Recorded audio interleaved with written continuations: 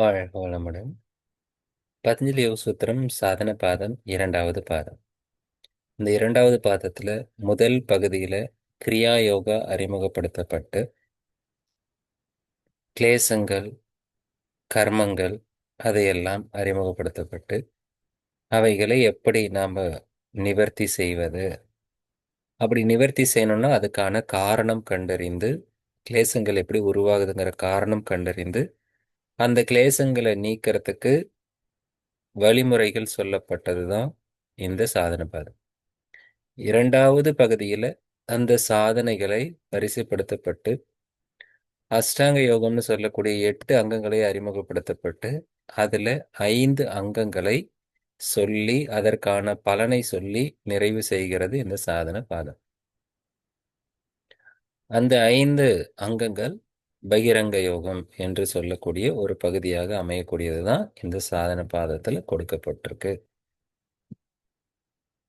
முதல் சூத்திரம் கிரியா யோகத்தை பத்தி சொல்லப்படுது. தபஹ, ஸ்வாத்தியாய, ஈஸ்வர பிரணிதான, கிரியாயோகம். கிரியாயோகம் அப்படிங்கிறதுல 3 பகுதி இருக்கு. தபஹ, ஸ்வாத்தியாய, ஈஸ்வர பிரணிதானம். தபங்கிறது தப வாழ்க்கை வாழக்கூடியது. நாம இப்போ வாழ்ந்துட்டு இருக்கிற யோகிக் லைஃப் ஸ்டைல் தான் தப வாழ்க்கை. ஸ்வாத்தியாயா அப்படிங்கிறது நம்மளை நாமளே என்கொயரி பண்ணி நம்மளை நாம விசாரணை பண்றது, ஆராய்ச்சி பண்றது. ஈஸ்வர பிரணிதானா அப்படிங்கிறது ஈஸ்வரனிடம் சரணடைகிறது.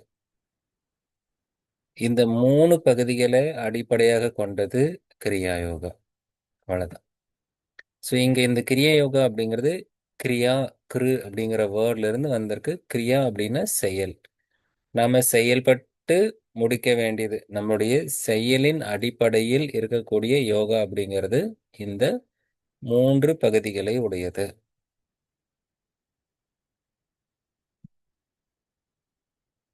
இந்த கிரியா யோகத்தினுடைய பெனிஃபிட் ஒன்று, சமாதி பாவனார்த்தம், சமாதியை பாவிக்கலாம். 2, கிளேசங்களை தனுகரணம் பண்ணலாம். கிளேசங்கள் தனு பண்ணான்னு, தனுன்னு வேற ஒன்றும் வீக்கா பண்றது. அதை ஜஸ்ட் தனுகரணம். அதனுடைய பலத்தை குறைக்கிறது அல்லது பலவீனப்படுத்துறது. கிளேசங்களை நம்மளால வீக்கா பண்ண முடியும் அப்படிங்கிறது ஒரு பலன் இதுல இருக்கு. கிரியயோகத்தின் மூலமாக நமக்குள்ள இருக்கக்கூடிய துன்பங்களை வலுவிழக்க செய்ய முடியும். இன்னொன்று, நம்மளுடைய மனம் சமாதிக்கு நகரும் அப்படிங்கிறத பெனிஃபிட். சமாதி பாவனார்த்தக, சமாதியை பாவிக்கலாம், கிளேசங்களை தனுகரணம் பண்ணலாம். கிளேசங்கள் 5 வகைப்படும். அவித்யா, அஸ்மிதா, ராக, துவேஷ, அபினிவேஷக, பஞ்ச கிளேசாக, 5 கிளேசங்கள் இருக்கு. இதுல அவித்யா அப்படின்னு சொன்னா அறியாமை அப்படின்னு, சிம்பிளா இக்னோரன்ஸ் அப்படின்னு சொல்றோம். இங்க படிக்கும் போது அவித்யான்னு படிக்கிறது அறியாமைன்னு படிக்கிறோம். இதே உபனிஷத்துக்கள்ல போய் வித்யா அவித்யான்னு படிக்கும்போது இந்த மாதிரி அறியாமை அப்படின்னு இல்லை. அங்க வித்தை அப்படிங்கிற மீனிங்ல இருக்கும், டெக்னிக் அப்படிங்கிறது. அப்ப இங்க என்னன்னா அவித்யா அப்படிங்கிறது முழுக்க முழுக்க அறியாமையை சொல்லக்கூடியது. அங்க கீழான ஞானம், உயர்ந்த ஞானம் அப்படின்னு 2 பிரிப்போம். அதாங்க அவித்யா அல்லது வித்யா. அந்த வித்யா இந்த வித்யா வேற, கன்ஃபியூஸ் பண்ணிக்காதீங்க. அது வேற, இது வேற. மீனிங் ஒன்றை போல இருக்கிற மாதிரி இருக்கும். பட் இங்க சொல்றது அறியாமை சொல்லக்கூடியது. அவித்யான்னு ஒன்று இருக்கு. தென் அஸ்மிதா அப்படிங்கிறது நான் என்ற தன்னுணர்வு, அதாவது ஸ்மால் ஐ அப்படின்னு சொல்லும். அது இப்ப நம்ம அனுபவத்தில் இருக்கக்கூடிய, இப்ப ரியாலிட்டியில் இருக்கக்கூடிய ஐ அப்படிங்கிறது. தன்னுடைய ஆத்மஸ்வரூபத்துல நான் என்ற ஸ்வரூபத்துல இருக்கிறதுக்கு பேரும் அஸ்மிதான்னு தான் பேரு. அது அஸ்மிதா ரூபம்னு படிச்சிருக்கோம். விதர்க்க விசார அனந்த அஸ்மிதா ரூபம் அப்படின்னு படிச்சிருக்கோம். இந்த அஸ்மிதா ரூபத்துக்கு 41வது சூத்திரத்துல சொல்லப்பட்ட வார்த்தை என்ன?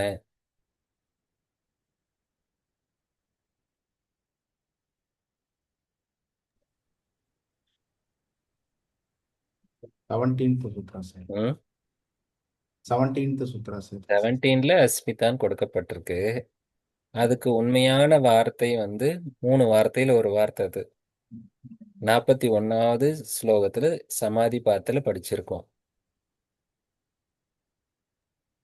ஆனந்தா. ம்ஹும். அஸ்மிதாவா? சாரி, அஸ்மிதா. ஆனந்தா அஸ்மிதா. அஸ்மிதாக்கு இணையான வார்த்தை 41வது சூத்திரத்துல என்னான்னு சொல்லியிருக்கோம். ஓ, 41வதுலயா? கிரகண கிராகேஷு. கிராகேஷு. கிரஹித்ரு ஓ, கலித்துவமா கிரகித்ரு. கிரகித்ரு. எவன் ஒருவன் கிரகித்து கொள்கிறானோ அந்த சப்ஜெக்ட சொல்றதுதான் கிரகித்ரு. கலிசரியமா வெரி குட். அவ்வளவுதான். ஸோ அந்த சப்ஜெக்ட் எல்லாத்தையும் ஆப்ஜெக்டிஃபை பண்ணிட்டே போனீங்கன்னா உள்ளார எது காரணமா இருக்கோ அதுதான் கிரகித்ரு. அந்த அஸ்மிதா அங்க சொல்லப்பட்டது. இங்க அஸ்மிதா வந்து இந்த கிரகண அஸ்மிதா. வெளிப்படையில நாம் இருக்கக்கூடிய இந்த நானுங்கிற அகங்காரத்தை சொல்லக்கூடியது அஸ்மிதா. இங்க ராகா துவேஷா 2 வார்த்தை. விருப்பு வெறுப்பு. அபினிவேஷம் அப்படிங்கிறது கடும் பற்று அல்லது உயிர் மரணம் பற்றிய பயம். அறியாமை, நானுங்கிற ஈகோ, ஆசை, வெறுப்பு, பயம். இந்த 5ம் தான் கிளேசங்கள் அப்படின்னு சொல்லப்படுது. இந்த 5 இல்லாத ஒரு உயிர்கள் கூட இந்த நில உலகத்துல இல்லை. இந்த 5ம் இல்லாத ஒரு மனிதர் கூட இல்லை. ஒருத்தர் கூட இல்லை அப்படின்னா என்ன அர்த்தம் அதுக்கு?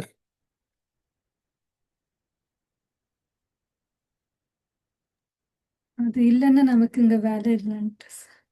நாமளும் அதுக்குள்ளதான் அடங்கிடுறோம். யாருக்கும் என்னவோ இருக்குன்னு நினைச்சுக்க கூடாது. நமக்கும் தான் இந்த கிளேசங்கள் இருக்கு. எல்லாருக்குமே இருக்கு. அவித்யா, அஸ்மிதா, ராக, துவேஷ, அபினிவேச, பஞ்ச கிளேசா 5 கிளேசங்கள் இருக்கு. 5 கிளேசங்களுடைய பேரும் வரிசையா ஞாபகம் வச்சுக்கிறோம். இது 3வது சூத்திரத்துல சொல்லப்பட்டிருக்கு. அப்ப முதல் 2 சூத்திரத்துல என்ன சொல்லப்பட்டிருக்கு? கிரியா யோகமும் அதனுடைய பெனிஃபிட்டும் சொல்லப்பட்டிருக்கு. மறக்கல தானே?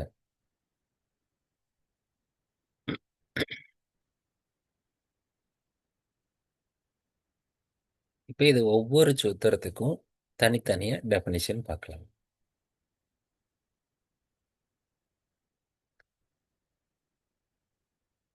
அவித்யாக்கான டெஃபினிஷன்.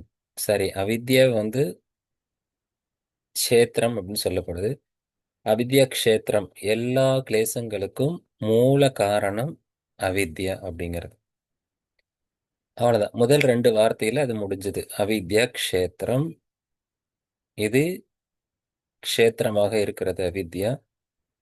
எதுக்கு அப்படின்னா உத்தரேசம். உத்தரம் அப்படிங்கிற வார்த்தைக்கு எதிர் சொல் என்ன?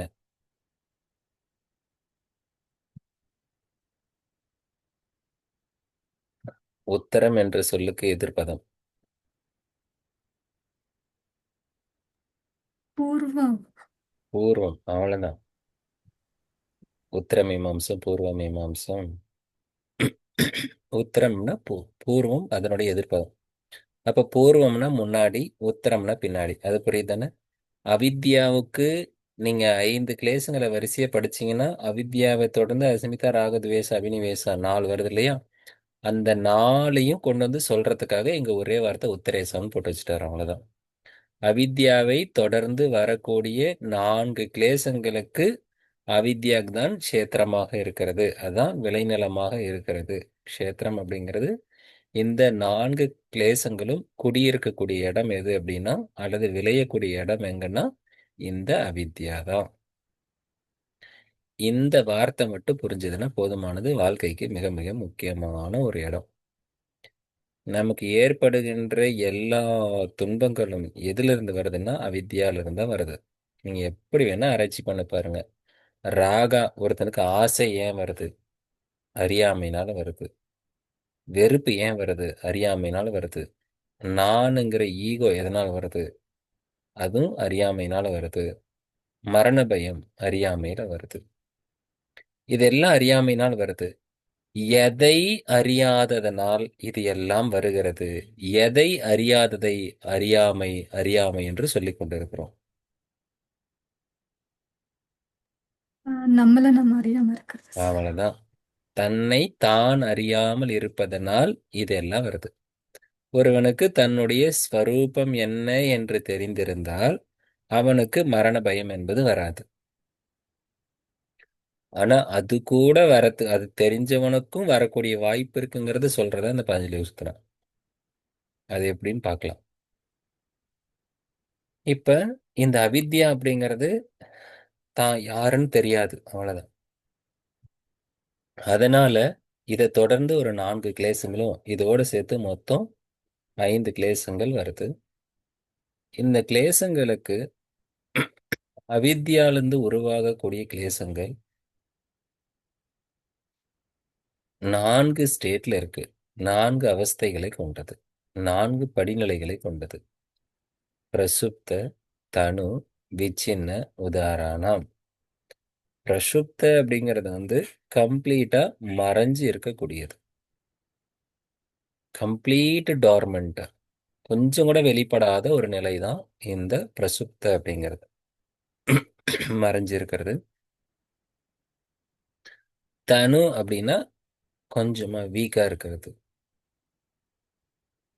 விச்சின்னக அப்படிங்கிறது அது வெளிப்பட ஆரம்பிச்சிருச்சு, கொஞ்சம் கொஞ்சமா வெளிப்பட ஆரம்பிக்குது. உதாரணம் அப்படிங்கிறது முழுசா வெளிப்பட்டு வேலையை ஈடுபட்டு அது நமக்குள்ள வேலை செய்யக்கூடியது. இந்த 4 ஸ்டேட்லயுமே அவித்யாலிருந்து உருவாகக்கூடிய 4 கிளேசங்களையும் இதுல பொருத்தலாம். அஸ்மிதால எடுத்துக்கிட்டீங்கன்னா பிரசுப்த அஸ்மிதா, தனு அஸ்மிதா, விச்சின்ன அஸ்மிதா, உதாரண அஸ்மிதா. ராகா எடுத்தீங்கன்னா பிரசுப்த ராகா, தனு ராகா, விச்சின்ன ராகா, உதாரண ராகா. உதாரணம் ராகா. துவேஷத்துக்கும் அதே போல பிரசுப்த துவேஷம், தனு துவேஷம், விச்சின்ன உதாரணம் அதுல பிரிக்கலாம். அபினிவேசத்துக்கும் அதே போல பிரசுப்த அபினிவேஷம், தனு அபினிவேஷம், இந்த மாதிரி 4க்கும் 4x4 16 ஸ்டேஜில் நீங்க இந்த அவித்யாவிலிருந்து வரக்கூடிய கிளேசங்களை பிரிச்சு பார்க்க முடியும். இந்த அவித்யாவிலிருந்து உருவாகக்கூடிய கிளேசங்கள் இதெல்லாம் ஒன்றும் டவுட் இருக்காதுன்னு நினைக்கிறேன். இங்கெல்லாம் ஈஸி. அவித்யாவுக்கு டெஃபினிஷன், அறியாமை அறியாமைன்னு சொல்றோமே, எதுதான் அறியாமை? நம்ம சிம்பிளா ஆன்மாவை தன்னை அறியாதது அறியாமைன்னு சொன்னோம். அதனுடைய படிநிலைகளை சொல்லிட்டு போறாரு. எப்படி தன்னுடைய ஆன்மாவை அவனுக்கு தெரியாது அப்படிங்கிறதுக்கு இன்னும் சில படிநிலைகளை சொல்லி அதை கொண்டு போய் விவரத்தி அந்த இடத்துல கொண்டு நிறுத்துறாரு. இதுல முதல்ல 4 வார்த்தை அனித்யா, அசுச்சி, துக்க, அனாத்மஸ் அப்படின்னு 4 வார்த்தை இருக்கு.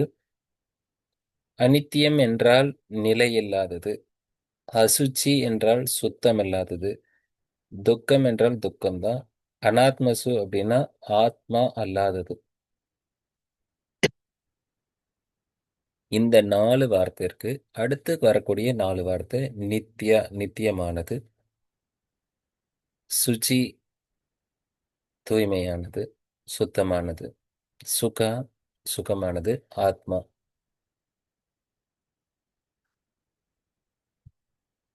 இந்த மாதிரி 4 வார்த்தை இருக்கு. இந்த 4 வார்த்தையும் முதல் வார்த்தையும் 5வது வார்த்தையும் கம்பைன் பண்ணிக்கணும். 2வது வார்த்தையும் 6வது வார்த்தையும் கம்பைன் பண்ணிக்கணும். 3ம் 7ம் எடுத்துக்கணும்.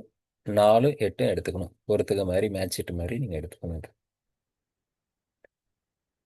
அனித்தியமானதை நித்தியமானதாகவும், அதாவது அனித்தியத்தை நித்தியமாகவும், அசுச்சியை சுச்சி என்றும் அசுத்தத்தை சுத்தம் என்றும் துக்கத்தை சுகம் என்றும் அனாத்மாவை ஆத்மா என்றும் விளங்கிக் கொள்வது அவித்யா.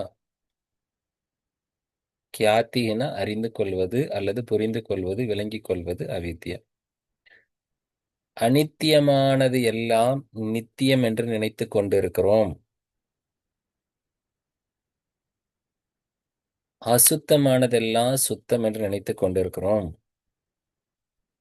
துக்கத்தை தான் சுகம்னு அனுபவிச்சுட்டு இருக்கோம். அனாத்மாவாகிய இந்த உடம்பை நாம் ஆத்மா என்று அறிந்து கொண்டிருக்கின்றோம். இதெல்லாம் தான் அவித்யான்னு சொல்லப்படுது. இப்ப இந்த அவித்யா அப்படிங்கிறது யாருக்கு இருக்கு, எங்க இருக்கு அப்படின்னு பாருங்க. இப்போ நித்தியம் அனித்தியம் என்ற வார்த்தைக்கு இருக்கக்கூடிய பதங்களை சரியா புரிஞ்சுக்கணும்னா,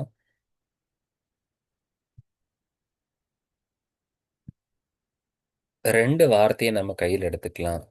பொருள்கள், இன்னொன்னு நிலை, நிகழ்வு. பொருட்கள் அல்லது நிகழ்வு அப்படின்னு எடுத்துக்கலாம். பொருட்கள் அப்படின்னு சொன்னா அது உருவாகி மறையக்கூடியது. அதுக்கு ஒரு தோற்றம் இருக்கும், அதுக்கு ஒரு மறைவு இருக்கும். இத நிகழ்வு அப்படின்னு சொல்லுவோம். ஒரு பொருள் இருக்குமே ஆனால் அந்த பொருள் இந்த தோற்றம் மறைவுக்கு உட்படாமல் இருக்கணும். அப்படி இருந்தா அது பேரு பொருள்.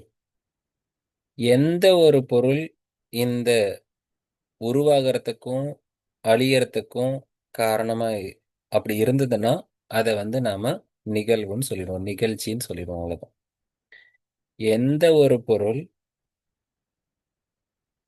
உருவாகிறதுக்கும் அழியறதுக்கும் உட்படுதோ அது எல்லாம் நாம நிகழ்ச்சி அப்படின்னு சொல்லுவோம். இப்போ பொருள் அப்படின்னு சொன்னா இந்த மாதிரி உருவாகிறதுக்கு அழியறதுக்கு உட்படாது. இப்போ உங்களுக்கு தெரிஞ்ச மாதிரி நீங்க பார்க்கிற விஷயங்கள்ல, கேட்ட விஷயங்கள்ல எது நிகழ்ச்சியாக இல்லை, எது பொருளாக இருக்கிறது, எது நிகழ்ச்சியாக இருக்கிறது? சும்மா அன்மியூட் பண்ணி சொல்லுங்க. எதெல்லாம் நிகழ்ச்சி, எதெல்லாம் பொருள்?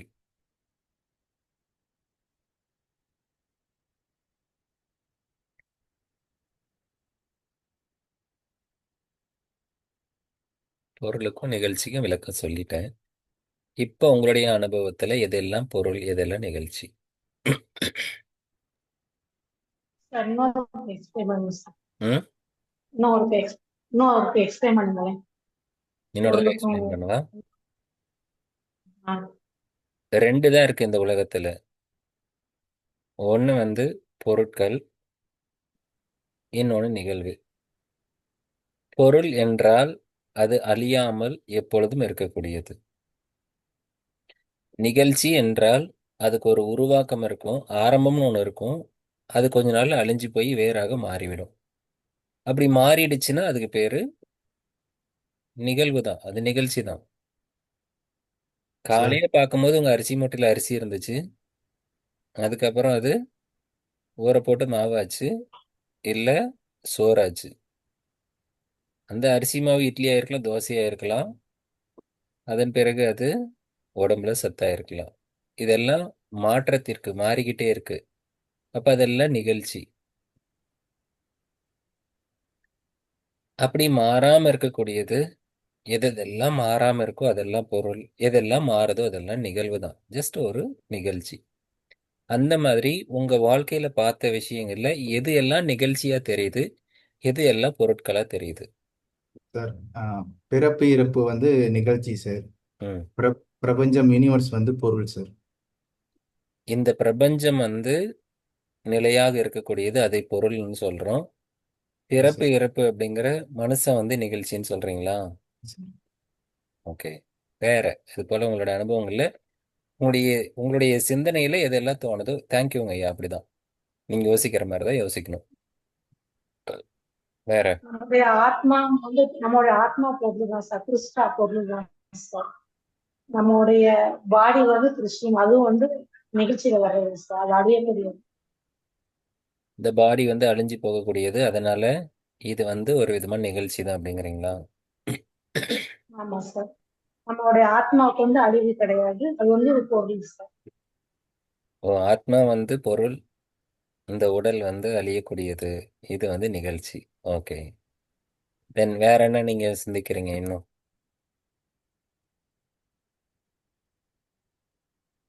உங்ககிட்ட வேற என்ன பொருட்கள் இருக்கு? வீடு இருக்கா? காடு மலையும் இருக்கா? பூமி எல்லாம் இருக்கா? அதெல்லாம் பொருளா நிகழ்ச்சியா? நிகழ்ச்சி sir. ம். நிகழ்ச்சி எல்லாமே நிகழ்ச்சி தான். எல்லாமே நிகழ்ச்சியா? அப்ப ஏதாவது பொருள்னு இருக்கா? சொல்லுங்க சாந்தி சம்பி, நம்ம என்ன பொருள் இருக்கு? தெரியலன்னு அர்த்தமா, இல்லைன்னு அர்த்தமா? சார் ஆக்சுவலா நிலம் வந்து பாத்தீங்கன்னா அது வந்து பொருளுங்க சார். அது வந்து அழியாது, நமக்கு எப்பவுமே அப்படிதான் இருக்கும். பட் ம். இப்போ வீடுன்னு எடுத்துக்கிட்டோம் அப்படின்னா அது வந்து மாற்றத்துக்கு உள்ளாகிறது. நம்ம கட்டுவோம், அது வந்து அழியவும் செய்யும். அது சேஞ்சஸ் வந்து இம்ப்ளிமெண்ட் ஆகும் சார் அதுல. அதனால அது வந்து நிகழ்ச்சின்னு தான் எடுத்துக்க முடியும். ஸோ ரேவதி அம்மா என்ன சொல்றாங்கன்னா, நம்ம வீடெல்லாம் கட்டுறோம், ஒருவேளை நாம இருக்கும் போதே அந்த வீடு இடிக்கலாம், இல்லைன்னா நம்ம பிள்ளைங்க இடிச்சிருவாங்க. நம்ம பேர பிள்ளைங்களாவது அட்லீஸ்ட் இடிச்சிருவாங்க. அப்போ அது கண்டிப்பாக அது நிகழ்ச்சியாக தான் இருக்கும், அது பொருளாக இல்லை. பட் இந்த உலகம் வந்து அப்படி இருக்கக்கூடியது அப்படின்னு ஒரு அவங்களுடைய கருத்து. ஓகே, வெரி குட்மா, தேங்க்யூ. ரொம்ப அற்புதமாக சொன்னீங்க. வேற யாராவது?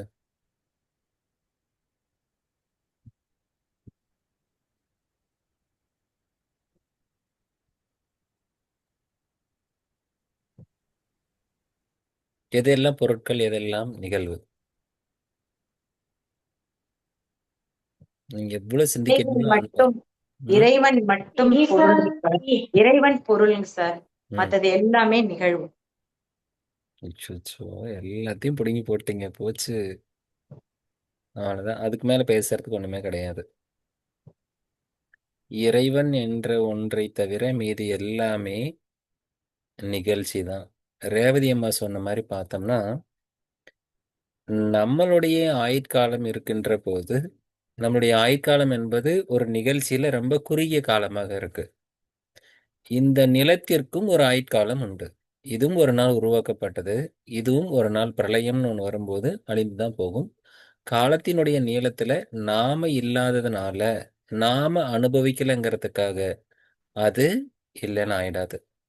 அதுக்கு சில காலங்கள்ல இந்த நில உலகமும் கரைந்து தான் போகும், அழிந்து உருவாகத்தான் செய்யும். ஆனா நமக்கு இந்த ஒரு நில உலகம் இருப்பது போல தெரியுது. இது ஒரு பொருள் போல தெரியுது. அதே போலதான் இந்த உடம்பும் அதே மாதிரிதான் அழியக்கூடியது.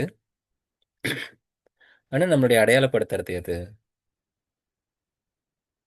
இந்த உடம்புல தான் நாம என்ன ஒரு 1000 வருஷம் வாழ்ற மாதிரி,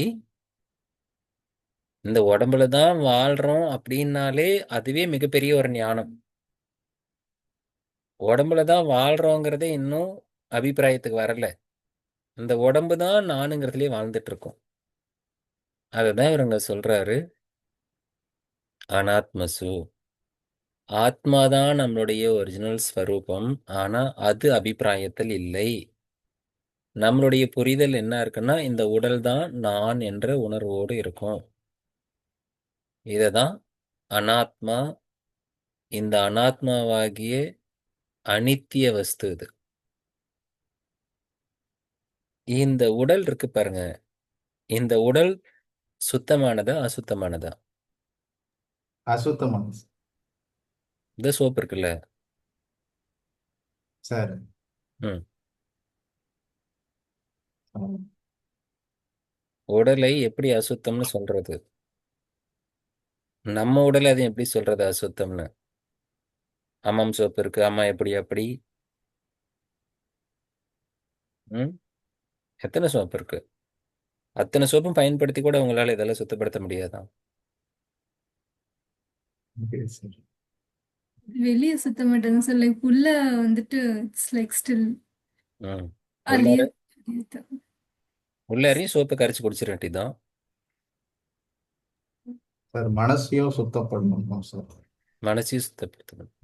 இந்த உடம்பு வெளியே வந்து சோப் போட்டு கழுவினாலும் திரும்ப கொஞ்ச நேரத்தில் சோப் பார்த்துருக்கீங்களா? சோப்பு விளம்பரம் பார்த்துருக்கீங்களா? அதேமாதிரி லைபாய் சோப்புன்னு நினைக்கிறேன்.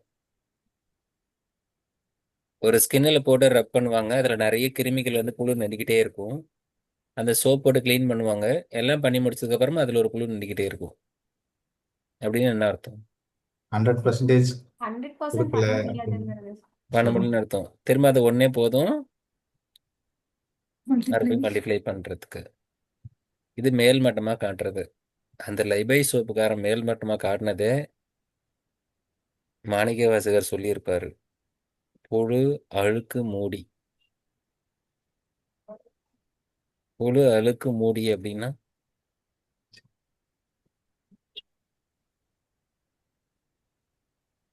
நம்ம உடம்புக்குள்ளார எப்படி இருக்குமோ அது மாதிரி இருக்குமா? அழுக்கு புழுவெல்லாம் நண்டிக்கிட்டு இருக்கிற மாதிரி அந்த கிருமிகள் எல்லாம் சொல்றாரு. உள்ளார பாக்டீரியா, எண்ணற்ற பாக்டீரியா உள்ளார நிரம்பி கிடக்குது. பாக்டீரியாவோட தொகுப்பு தான் உள்ளார இருக்கு. நம்ம வயிற்றுக்குள்ளாரெல்லாம் நிரம்பி கிடக்குது. அதெல்லாம் உள்ளார நிரம்பி இருக்கு. அழுக்கு தான் உள்ளார இருக்கு. அதை மூடி வைக்கிறது தான் இந்த உடம்பு. அப்படி புழு அழுக்கால மூடிய இந்த உடம்பு தான் அது வந்து உண்மையிலேயே பர்ஃபெக்டாக வந்து அசுச்சி தான், அசுத்தமானது.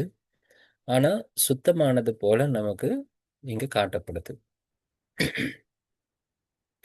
நம்ம பாடியில இருந்து ஒரு சின்ன பிட்டை கட் பண்ணி வெளியே எடுத்தோம்னா நம்மளால பார்க்க முடியாது. நம்ம நல்லா இருக்கிற வரைக்கும் அதெல்லாம் ஓகே தான். பட் ஆனால் மற்றவங்களோட பாடியை நம்ம போய் உள்ளார ஓப்பன் பண்ணோம்னா அதை நம்மளால பார்க்க முடியாது. அப்போ மேல் மட்டத்தில் எந்த அளவுக்கு இறைவனால் கவரப்பட்டிருக்கு அப்படிங்கிறத பாருங்க. ஒன்று ஆனால் எப்படியா இருந்தாலும் அது எல்லாமே வந்து கருத்துக்கு உள்ளார போய் பார்த்தோம்னா டீப்பர் அனாலிசிஸில் அது அசுத்தமானது தான் இந்த உடம்பு. இந்த உடம்பு மட்டும் இல்லை, இங்கே எல்லாமே வந்து இதை நீங்கள் பிரபஞ்சத்துக்கும் பொருத்திக்கலாம், நம்ம உடம்புக்கும் பொருத்திக்கலாம். இந்த பிரபஞ்சமும் உடம்பும் ஒரே மாதிரி கன்சிடர் பண்ணப்படுது. நீங்கள் பிரபஞ்சத்தை எடுத்து அனலைஸ் பண்ணீங்கன்னா அனித்தியமானது, நித்தியமானது இறைவன் மட்டும்தான்.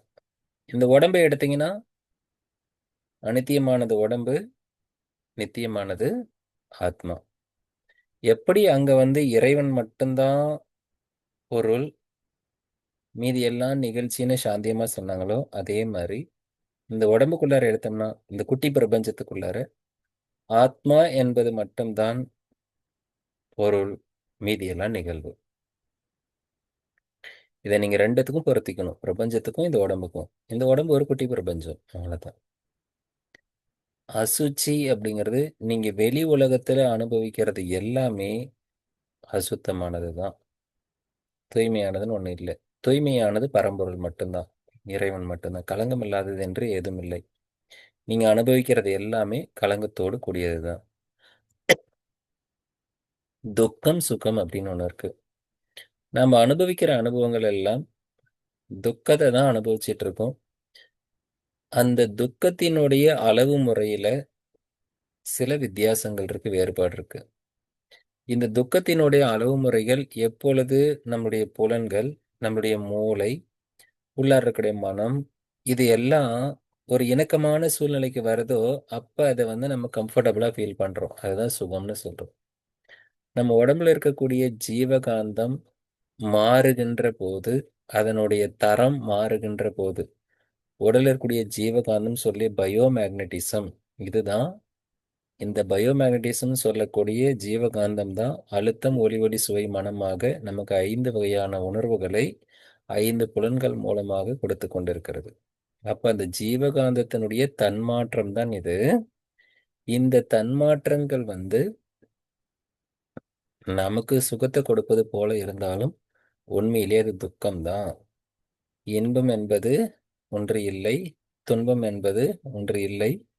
தனித்தனியாக பிரிச்சு எல்லாம் பார்க்க முடியாது. உணர்வுகளில் வேறுபாடு இருக்கு, அவ்வளோதான். ஆனால் அதனுடைய ரியாலிட்டி என்னன்னு போய் பார்த்தோம்னா அது துக்கம்தான். ஏன் அப்படிங்கிறதுக்கு பின்னாடி 15வது சூத்திரத்தில் பார்ப்போம். இந்த சர்வம் துக்கம் அப்படிங்கிற இந்த வார்த்தைக்கு எக்ஸ்பிளனேஷன் 5வது சூத்திரத்தில் இருக்கக்கூடிய வார்த்தைக்கு 15வது சூத்திரத்தில் எக்ஸ்பிளனேஷன் இருக்கு. அனாத்மசு அப்படிங்கிறது வந்து நம்ம உடம்ப சொல்லக்கூடியது. ஆத்மா அப்படிங்கிறது உள்ள இருக்கக்கூடிய ஆத்மாவை சொல்லக்கூடியது. இப்போ அவித்யான்னா அறியாமைங்கிறது என்ன அப்படின்னா, அனித்தியத்தை நித்தியமாகவும் அனித்தியமானதெல்லாம் நித்தியமான வஸ்து என்றும் அசுச்சிய சுச்சினும் துக்கத்தை சுகனும் அனாத்மாவை ஆத்மான்னு நினைச்சுக்கிறதா இந்த அவித்யா. இந்த அவித்யா போகணும்னா நீங்க எப்படி ஒரு அணுகுமுறையை மாத்தணும் அப்படின்னா, இப்ப இந்த ஆத்மா அப்படின்னு ஒண்ணு இருக்குல்ல, ஆத்மா அப்படின்னு ஒரு வார்த்தை இருக்கு. இந்த ஆத்மா அப்படிங்கிறது எங்க இருக்கும்?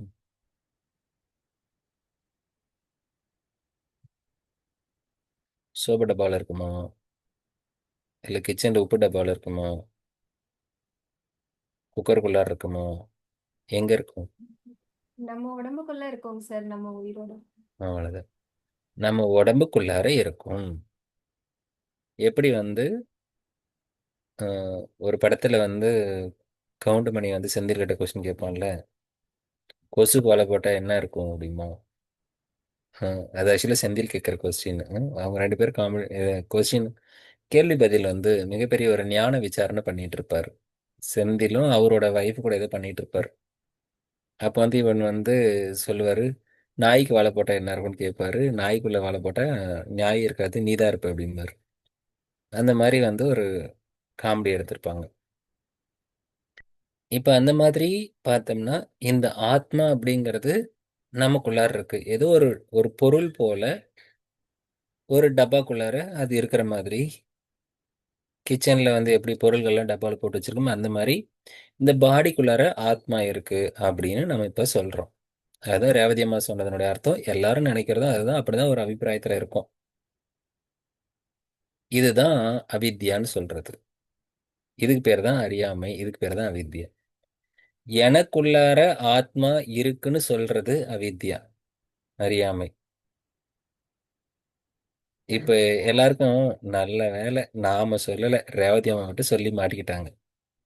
அவங்களுக்கு மட்டும்தான் அவித்யா இருக்கு, நம்மளுக்கெல்லாம் வித்யா இருக்கு அப்படின்னு ஒரு சந்தோஷம், ஒரு ஹாப்பினஸ். நாம சொல்லல. ம், ம். நமக்குள்ளார ஆத்மா இருக்கு என்ற அந்த அபிப்பிராயத்தை மாத்தி, நான் தான் ஆத்மாவாக இருக்கிறேன், ஆத்மாவாகிய எனக்கு அனாத்மாவாகிய இந்த உடம்பு ஒரு ஸ்ட்ரக்சரை கொடுத்திருக்கு, ஒரு உருவத்தை கொடுத்திருக்கு.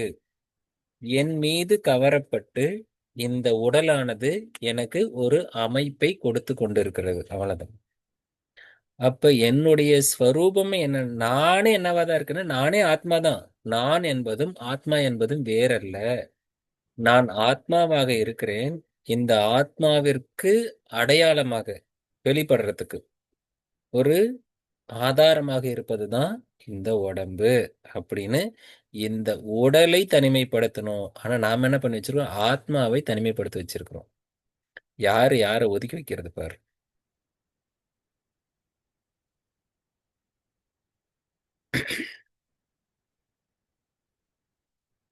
சொல்லுவாங்கல்ல, அப்பா சம்பாரிச்சு வீட்டுல வந்து உட்காந்துக்கிட்டு மகன் வந்து சொல்லுவான்ல, அப்பா உனக்கு இந்த வீட்டுல இடம் இல்லை அப்படிம்பா. "அஹ், இந்த வீட்டுல வந்து எங்களுக்கு இடம் கொஞ்சம் இடம் கம்மியா இருக்கு, என் பிள்ளைங்கெல்லாம் ஓடி விளையாடுறதுல கொஞ்சம் இடம் கம்மியா இருக்கு, உனக்கு இடம் இல்லை அப்படின்னு சொல்லும்போது அப்ப என்ன சொல்லுவான்? ஏன்டா என் வீட்டுல இருந்துகிட்டு எனக்கு இடம் இல்லைன்னு சொல்ற? அந்த மாதிரி இந்த ஆத்மாவாகிய நம்முடைய சொரூபத்துல இருந்துகிட்டு இந்த உடம்பை நாம வந்து நாம நினைச்சு நமக்குள்ளார இருக்குன்னு சொல்லிட்டு இருப்போம். நமக்குள்ளார இல்ல, நமக்கு வெளியே இருக்கு. இந்த ஆத்மா தான் நம்முடைய ஸ்வரூபம். ஒரு படத்துல ஜித்தன் நினைக்கிறேன், படம் பேர் கரெக்டா தெரியல. ஜீவா பையனோட தம்பி, சரி பையன் சொல்லக்கூடாது, அவர் ஒரு ஹீரோ. அவரோட தம்பி ஒருத்தர் ஒரு படம் நடிச்சிருப்பாங்க. அஹ் அந்த படத்துல வந்து கண்ணு தெரிய மாட்டான். உம் அப்ப வந்து அவன் மேல ஏதோ ஒரு சட்டப்பட்டா மட்டும் தெரியும். அந்த மாதிரி அப்புறம் தண்ணி ஊத்துனா தெரியும். அவன் அந்த மாதிரி ஒரு அரூபம். அப்படிதான் நம்மளுடைய ஒரிஜினல் ஸ்வரூபங்கிறது ஒரு அரூபமா இருக்கு. அந்த அரூபத்துக்கு ஒரு இந்த பாடி வந்து கண்ணுக்கு தெரியக்கூடிய ஒரு பொருளா இருக்கு. இந்த பாடி இல்லைன்னா நம்ம வந்து தெரிய மாட்டோம், டிரான்ஸ்பரண்டா இருப்போம். அவ்வளவுதான், அப்படி வச்சுக்கலாம். இப்ப நம்ம பாடி அப்படியே டிரான்ஸ்பரண்டா மாத்தினா எப்படி இருக்கும்? ஒரு கிறிஸ்டல் கிறிஸ்டல் மாதிரி கிளியரா பின்னாடி இருக்கிற பொருள் அப்படியே தெரியும். இந்த பாடி வெளியே பின்னாடி இருக்கிற பொருளை அப்படியே பார்க்கலாம். அப்படி ஒரு பிரேம் ஒர்க் பண்ணிக்கோங்க. அதுதான் காரண சரீரம், அதுதான் ஆத்மா. அதை அடையாளப்படுத்துறதுக்காக இந்த உடம்பு இருக்கு. அது தெரியாதனால இதை வந்து நம்ம அவித்யான்னு சொல்றோம். இதோட வகுப்பு நிறைவடையுது.